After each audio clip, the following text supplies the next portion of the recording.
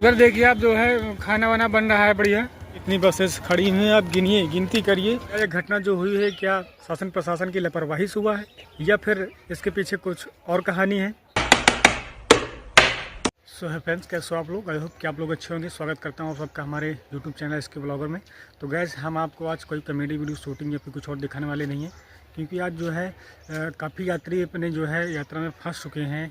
और ये जो है पूरा जो है जाम जो है पूरा लग चुका है हमारे यहाँ जो है रायबरेली ज़िले से पूरा जो है प्रयागराज तक, जो कि अभी यहाँ प्रयागराज हमारे यहाँ से 80 से 90 किलोमीटर है और सारे यात्री यहीं फंस चुके हैं। तो चलिए चौराहे पे हम आपको दिखाते हैं। और सुबह से तो बहुत भीड़ थी, अभी तो थोड़ा भीड़ कम हो चुकी है, सारी बसेज यहीं पे खड़ी हो चुकी हैं। हम आपको दिखाएंगे। तो चलिए चौराहे की तरफ चलते हैं, अभी धीरे धीरे आपको दिखाते हैं, पूरी जानकारी देते हैं। तो जैसा कि आप सभी लोग देख सकते हैं, चौराहे पे हमारे जो है बहुत ही भयानक भीड़ हो रखी है। कम से कम 10 से 12 बसेस खड़ी हैं, उधर उस साइड में और इस साइड में। हम आपको दिखाएंगे सारी बसेज।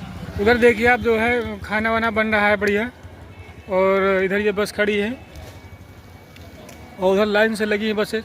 अभी हम इधर चल रहे हैं इस साइड घूमने, थोड़ा ये अपना चौराहा है तो घूमने निकले हैं भाई। वो दिखाते उधर बस खड़ी है और चारों तरफ आपको बस दिखाएंगे। तो गाइज आप लोग देखिए यहाँ पे कितनी बसेस खड़ी हुई हैं, आप गिनिए, गिनती करिए, बताइए आप भाई। 80-90 किलोमीटर से जाम, जो ये सारा जाम लगा है उसका एक यही कारण है कि वहाँ पे मची जो है भगदड़ है। तो पूरा जो है यातायात जो है ठप हो चुका है। तो कितना भयानक जो है महाकुंभ का शुरू चला लोगों पे, जो जहाँ है उसको वहीं पे रोक दिया गया है। जब जाम खुलेगा तब जो है सारी गाड़ियाँ आगे बढ़ेंगी।